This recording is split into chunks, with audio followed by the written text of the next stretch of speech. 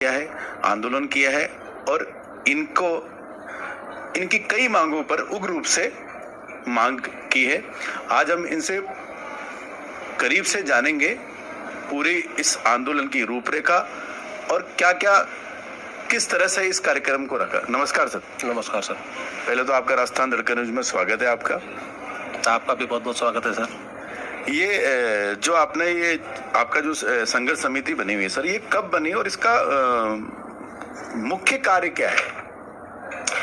Sir ये संघर्ष समिति तो काफी पुरानी है। चिकित्सा विभाग में पहले भी जो यूनियन है, मेरे से पहले भी जो लोग पदाधिकारी रहे हैं, वो हमेशा से ठेका प्रथा को समाप्त करने के लिए संघर्ष करते आए हैं। मैं इससे 2017 के अंदर जुड़ा हूँ। 2017 में मैं निचले स्तर पर पदाधिकारी के रूप में काम किया करता था।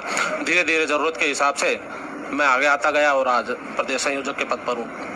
तो इसमें आपकी मुख्य मांगे क्या है? हमारे इसमें मुख्य मांग ये है कि प्रदेश के समस्त सरकारी विभागों से निविदा प्रक्रिया जैसी व्यवस्था को समाप्त करके सरकार नियमितीकरण की प्रक्रिया अपनाए, क्योंकि इस चिकित्सा विभाग में या प्रदेश के अन्य जितने भी सरकारी विभाग है उसमें पूर्णतया योग्य एवं अनुभवी कर्मचारी काम कर रहे हैं जो कॉन्ट्रैक्ट बेस पर लिए गए थे। पूर्णतया योग्य अनुभवी ऐसे हैं कि किसी को 1 साल या 2 साल नहीं हुए।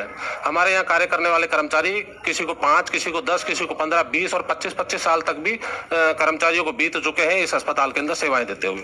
मांगे अपनी कहाँ तक रखी सर? कहाँ प्रयास किया है कि इस इनको सभी को परमानेंट कराने के लिए, एक भैया ठेका प्रणाली बंद हो और एक वेतन प्रणाली चालू हो?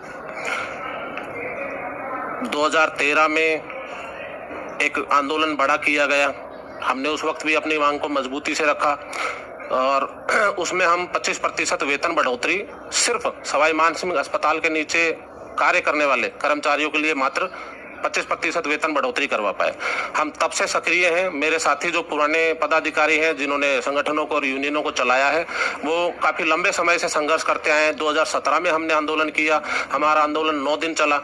50% की वेतन बढ़ोतरी उसमें माननीय चिकित्सा मंत्री कालीचरण जी सर्राफ ने मंजूर किया था विधानसभा के अंदर, मगर वित्त के अंदर बजट ना होने की वजह से वहां असहमति जता करके वो हमारा मांग पूरी नहीं हुई और निराश होकर के हम बैठ गए थे। उसके बाद दोबारा सरकार बनी। दोबारा हमने 2021 के अंदर फिर आंदोलन किया और 21 दिन करीबन हमारा आंदोलन चला। 25% वेतन बढ़ोतरी पर फिर सहमति बनी। हालांकि हमारा वेतन बढ़ोतरी और ऐसी कोई दूसरी मांगों के ऊपर हमारा फोकस नहीं था। हमको नियमितीकरण के लिए हमने ये सब आंदोलन किए थे, क्योंकि हम पूर्णतः अनुभवी और हम में क्या कमी है, हम पूर्णतः अनुभवी हैं।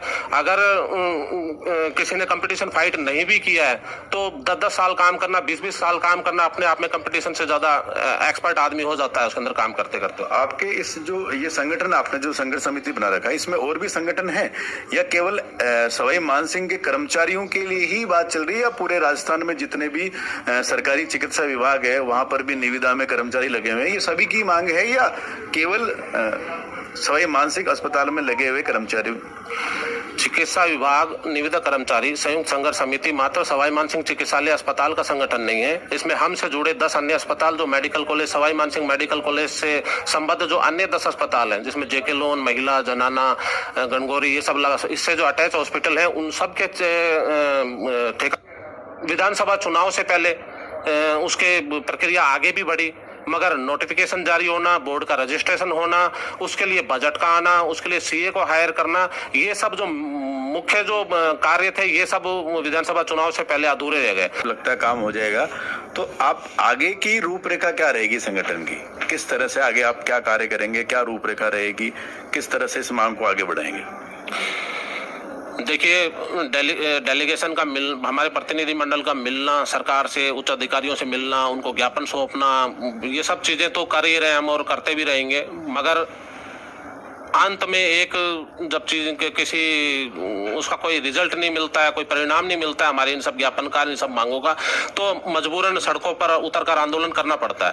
हालांकि हम इसके समर्थन में नहीं है कि मरीजों को, कर्मचारियों को, मरीजों को या किसी भी विभाग के अंदर आने वाले जो है जनता है उसको परेशानी हो। पब्लिक को साल भी पूरा अपना कर चुके हैं, अपने 55 वो जवानी में लगे थे और आज 60-60 साल के होने को आ रहे हैं। कोई नियमितकरण की प्रक्रिया अपनाई नहीं गई, न वो नियमित हुए। अब देखिए, आपकी कर्मचारी सरकारी विभागों के अंदर कोई भी है वो इस लालच में लगता है कि कुछ समय बाद हमें परमानेंट कर दिया जाएगा। पहले ऐसा होता भी था कुछ समय पहले। नमस्कार सर। नमस्कार जी। क्या नाम है सर आपका? राजेश कटारे, प्रदेश अध्यक्ष ठेका कर्मचारी सर। तो सर ये आप अलग अलग संगठनों के माध्यम से आवाज उठाते रहते हैं, और अब आगे की क्या रूपरेखा रहेगी आप लोगों की कि भाई ये ठेका प्रणाली बंद करके आप भी डायरेक्ट गवर्नमेंट बॉडी के अंदर अपने आप को स्थापित करें? हमारा सरकार से हर बार निवेदन रहा है, चाहे कांग्रेस सरकार हो चाहे बीजेपी सरकार हो, कि हमने कम से कम 25 साल से लड़ाई लड़ते चले जा रहे हैं। केवल हमारा बदनसीबी मानो चाहे कैसे भी मानो, हमने संघर्ष में कोई कमी नहीं छोड़ी। सभी ठेका कर्मचारियों को साथ लेकर के काम किया, सभी विभागों से काम किए। सरकार हमको आश्वासन पर आश्वासन देती चली जाती है, पर आज तक लगातार यही है कि गोली पे गोली मारती आई है, कभी किसी काम नहीं किया है। हम चाहते हैं कि कैसे भी करके सरकार से निवेदन भी करते हैं, ज्ञापन के द्वारा, मीडिया के द्वारा उनको संकेत भी पहुंचाते हैं। अगर मजबूरन होकर के हमको कदम उठाने पड़ते हैं, रोडों पर आना पड़ता है, रोडों पर आने पर मरीजों का नुकसान होता है, सरकार का भी नुकसान होता है। ज्ञापन बीच में दे रखे हैं हमारे सभी मंत्रिमंडल ने। हमने बार बार जाकर के सीएम साहब को भी आग्रह किया है, हमारे सिद्धांत सर को भी कहा है, अखिल अरुणा जी से भी कहा है। हमने सभी पूर्व जो सचिव थे उनको सबको कहा था, अभी प्रेजेंट में भी कह रहे हैं, हम इनको बार बार कह रहे हैं कैसे भी करके ये RSLD का बोर्ड का कर रहे हो, बहुत अच्छी बात है, जल्दी से जल्दी कर दो। नहीं करते हो तो इनके लिए कोई ऐसा कदम उठाएं कि जिससे कि महंगाई से हम जुझारू ना जूझ सकें, जिससे कि महंगाई के सामने कोई पैसा ऐसा फिक्सेज कर दें, 15,000 रुपये तनख्वाह पे पे स्केल पे कर दें स्टार्ट के बाद में धीरे धीरे वो कर दें। अभी क्या पे स्केल मिलता है आप लोगों को?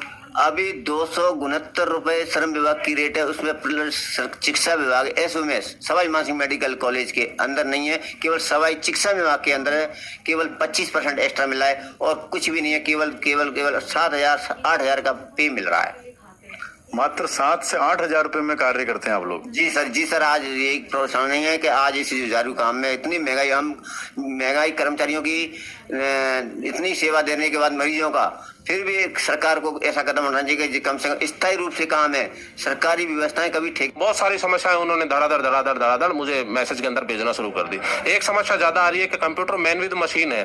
कंप्यूटर मैन विद मशीन को मशीन का जो न्यूनतम वेतन उनको मिल रहा है, बहुत सारी जगह ऐसी हैं इस प्रदेश के अंदर जिसमें न्यूनतम वेतन भी नहीं मिलता है।